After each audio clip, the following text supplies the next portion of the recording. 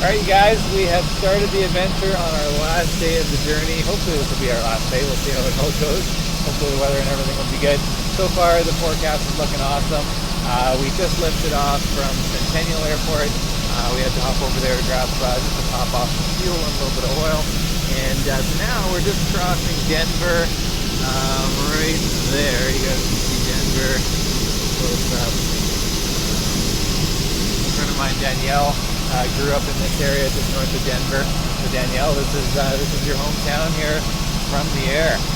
Pretty nice. We're just coming in. I feel like if this is the Canadian version, we'd be coming out of Calgary right now and headed for Banff. So it's a similar sort of idea, just coming out of the prairie land and heading up into the Rocky Mountains. So this is essentially the Rocky Mountains extended further south. So that's what we're getting into right now. And it's looking beautiful, a little light overcast here. Not even overcast, like scattered, I guess. And should be an awesome day.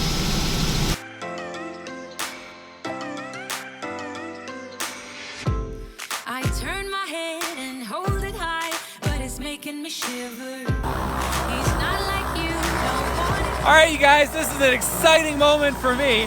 It doesn't feel like it, but we just landed at 12,000 feet.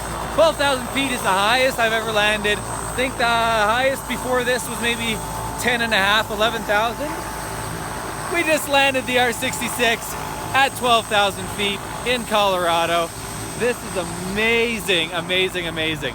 It's not quite as dramatic as the Rockies up in Canada because they drop all the way down to sea level.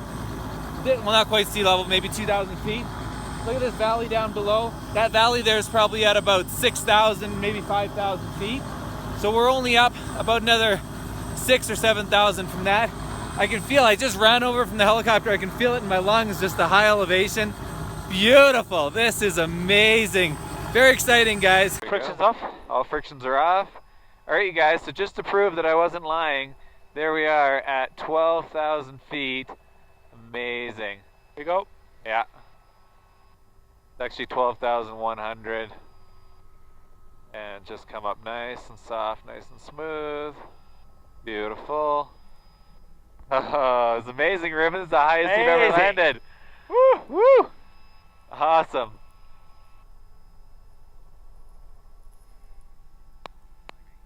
That was sweet. All right, you guys, so we've come out of the Colorado mountains and now we're in Wyoming. And it's a very different landscape out here, very flat, much lower elevation. We're sitting up at 8,000 feet right now, so I'm guessing this down here, still about 6,000 or so. But yeah, very unique. You guys can see everything that we got around here. And we're just coming up on 2 hours, so I think we're about 25 minutes away from our next fuel stop here. Pretty cool. I'm just editing up the last video for you guys right now. So hopefully we'll get that going up pretty quick.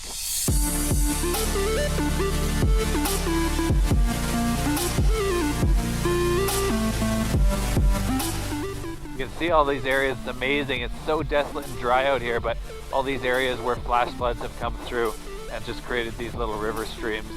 Pretty cool. And then off in the distance there's all these little mini towers. I don't know if you guys can see that very clear, but that's very cool. Just tiny little towers sticking up.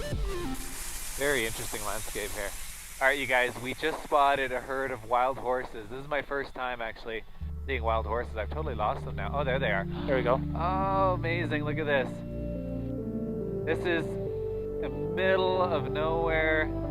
Nothing else around. We haven't seen an animal in hours.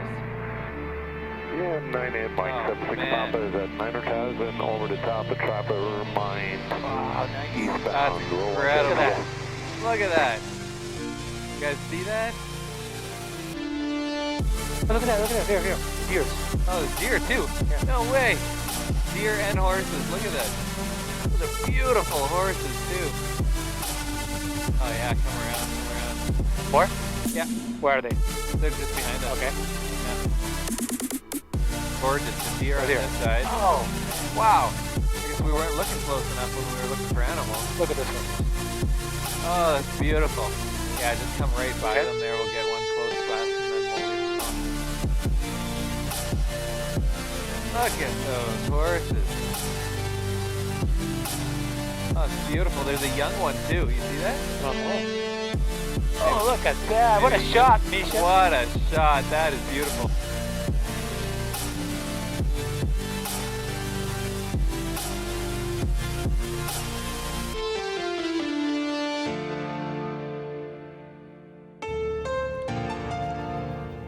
All right, so we just landed in Rock Springs, Wyoming, and we just fueled up the helicopter, and now we're getting our bodies fueled up a little bit as well. Ruben's just finishing off some almond butter toast, a bunch of fruit and crackers and nuts, and we're eating well on this trip. Perfect. All right, just coming in through Idaho, got a nice little lake to the south of us. Pretty neat terrain around here as well. Still pretty dry. Haven't made it to the Cascade Mountains yet. All right, so we just landed in Chelan Airport here in Idaho. We're still in Idaho, right, Ruben? Yep. I think so. It's getting quiet. And we're fueling up, and we made bets on how many gallons of fuel it's gonna take to fill this thing up. No, you gotta do it correctly. Continue. Don't. Continuing. I guess 50. The flight was 2 hours and 46 minutes. We actually burned about 6 minutes into our 20-minute reserve. So I guess 50 because we were at high altitude, and Ruben's been talking about it actually not burning that much fuel when we're high altitude because we're using less power. And I'm just coming up to the brim here. Let's see if Mischa's not cheating. I don't know. No Might be cheating. cheating. I'm Cheating or not not cheating? I'm not gonna look at the pump until we're totally full. So we're just coming up. Can you see it? We're just coming up to the brim. We have to get Ruben. Now Ruben, you guessed 54 gallons. I lost already. Okay, well let's look. Am I cheating? Is that full? Let me see. Let me see. Do you want more in there? No, that's a fine. That's fine. Full, yeah. Dun, dun. Okay, and All right. oh, I was so wrong. 51 gallons. 51. I was 51.6. 51.6. 0.6. So way off. Way Mischa weighs off. way off. 1.6 gallons is brutal. So way off. Shame on you. But I was still closer than you. By You were. 0.3, I was closer than you. You are. Very good. That's impressive. This thing doesn't burn, huh? 52 gallons, let's call it, in 2 hours and 46 minutes. That's impressive.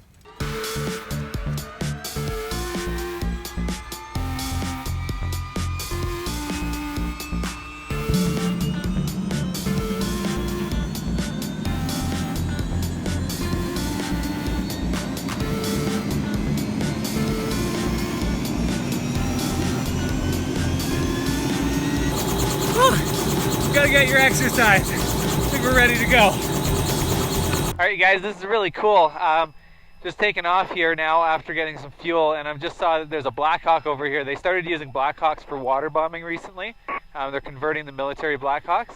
So there's an A-Star over there, and then check out this Blackhawk. They call it a Firehawk now. Pretty cool, eh? That's awesome. It's an exciting moment, you guys. So just looking at the GPS here, we came all the way from Florida on Thursday, so like 3 days ago. And if you look at the GPS, kind of hard to see, but we are just crossing the border into Washington State. Amazing. We're starting to see a little bit of change in the terrain here. A lot of farmland out here, but very hilly. And then as we get closer to British Columbia, we're going to be getting back into the Cascade Mountains. But amazing. Yeah, Ruben's just zooming out here. So shows you we just came from the very tip, southeast tip of southeast tip of the United States, and just about back into Canada. Amazing. That's a long journey. How you feeling, Ruben? That's a lot of flying. Good. A lot of flying today. That's a lot of hours. Yeah. Yeah, but overall, I'd say Endurance. Yeah. yeah, we're doing pretty good. We're building up. There's something exciting coming I still haven't told you guys about, but something exciting coming that we might need a little bit of endurance for, so pretty exciting. All right, you guys, so that was a gong show for fuel. I've never dealt with something like that before. We land. We had planned our fuel stop. This was a bit of a stretch, almost exactly the same as the last one. So we landed with about 2 hours and 42 minutes on the clock, so pretty much perfect. We had 18 minutes of reserve left, so that was fine. But the issue was we didn't really have enough fuel to get to any other airport around. And so we're looking around. There's nobody around. There is no card lock. There's usually a card lock if there's nobody around. and there's no information anywhere to. Sometimes they have like the old school style where you actually go into a building and then you hand swipe the credit card, like imprint the credit card, and then you calculate how much fuel you took and stuff like that. They didn't have anything like that, but the pump was able to be activated, so we were able to turn it on.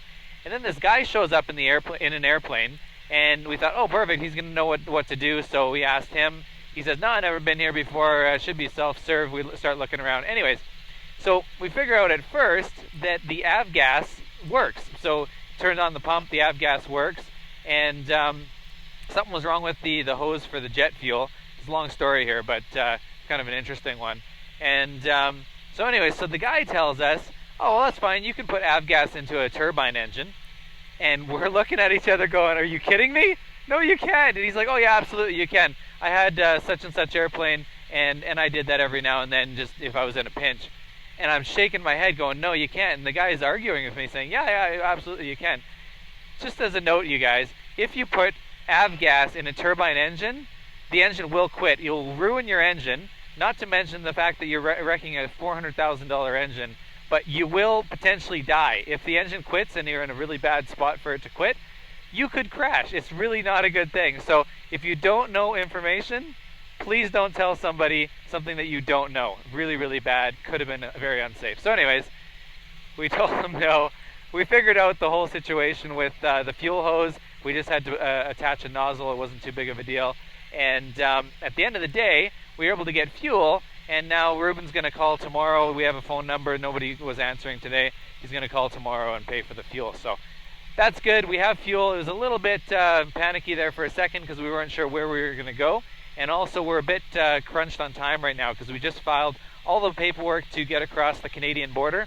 And quite a bit of paperwork for that. They want you to be very specific on your timing of when you're going to be there. And so if we weren't able to get fuel here, even if we could have hopped to a local airport nearby, it would have been really tight on time. I think we would have been late. So really happy about that. We got fuel. We're good.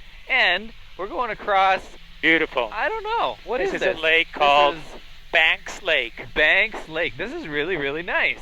Look at these. Well, I can see why it's called Banks Lake. Look at these giant banks on both sides. Nice clean water. Look at this. Some people are floating down there. There. Oh, yeah. It's awesome. Nice. This is really, really nice. Cool. This is fairly near Wenatchee, you guys. If any of you are from Washington, pretty near Wenatchee here. Also near Spokane. So kind of Wenatchee's off in that direction. Spokane's off in that direction there. And we're heading to, next stop is a quick stop over at Anacortes Airport, just because that's our airport of entry, our last airport before we leave the U.S. And then hop over there from there to Vancouver. We'll clear customs in Vancouver, and then we're headed home to Abbotsford. Very exciting. It's been a long journey. It's been really, really good. Yeah, finally. This is Lake Chelan down here. A buddy of ours, Chris, has a friend that lives on this lake, so he comes down here quite a bit. Lake Chelan, it's really long. It's like probably equivalent to Harrison Lake that we have up in Canada. And we are 57 minutes away from reaching Anacortes. Getting very close. Wow, check out this mountain. It's called Glacier Peak, and it's up at 10,600 feet, so just about as high as Mount Baker. Amazing. Look at all the glaciers and snow on the backside. Definitely know we're getting close now. The excitement is definitely building. Look at all the bugs on the windshield. They're building as well. There it is. Look at that. There's the ocean. We have officially made it to be able to see the ocean. We're not quite there yet. We're very close. We're 18 minutes away from Anacortes. Sorry about the horrible light and bugs, but Anacortes is right in front of us. 18 minutes. We're going to do a little overflight, and then we're off to Vancouver. Very close. And we request to transit the zone, right? That's right. This is it, you guys. This is the Pacific Ocean. So 4 days ago, we left the Atlantic Ocean in Florida, and now we are here at the Pacific Ocean. There's Anacortes right there. We just left Anacortes, and we're en route to Vancouver now. We've got a ETA in Vancouver. Let's see here. 29 minutes to get to Vancouver. We're going to just hop over a little bit of water here, and we are very, very excited. I'm getting pretty tired. The sun's been beating on our face for the last 3 hours or so. It's been getting very hot in here. We do have air conditioning, which is nice, but it's just barely keeping us cool enough. Ruben's got his hat. How you feel? You getting pretty tired? I feel okay, but I can feel the 10 hours. Yeah, you can feel Yeah. 10 hours. Yeah. It's a long day. Yeah, it's gonna be nice to get home, have a nice cold shower, and see our wives, eh? Yeah. Nancy's probably pretty excited. You're getting pretty close. Yeah. I know Amy's pretty excited. So, very, very nice. This is a beautiful view to greet us as we get home. We were just saying, you know, we just flew across the entire country, east coast to west coast, south of the U.S. to the northwest coast, and we were saying it's very, very difficult to beat the terrain that we have around here. I say it many, many times when I come home, and the mountains. We just have the mix of everything. We've got the coast here. We've got the mountains with the greenery, high mountains. I know we just landed in Colorado up at 12,000 feet, but it didn't feel like it. So you get around here, you get to an 8,000 foot mountain. It feels crazy because it's from sea level up to 8,000 feet, and it's rugged, it's crazy. So we got the trees, we got the lakes, the glaciers, the rivers. It's just absolutely stunning here. So every time I come home, big smile on my face. Even though it's been a long day and it's tiring, I'm getting rejuvenated just by looking around here and just seeing just the beauty that we have here. Really, really hard to beat. Vancouver area, so basically southwest British Columbia, northwest Washington. Absolutely amazing here. This is a big moment, you guys. This is Point Roberts right in front of us right here. And about a quarter mile or half a mile further over Point Roberts is going to be Canada. So we're just about to cross the border back into Canada. We're talking to Boundary Bay Tower right now, and everything is starting to be familiar again, starting to get back into our home territory. Very, very exciting. Okay, we are just coming into YVR Vancouver Airport. We're on short final for the customs.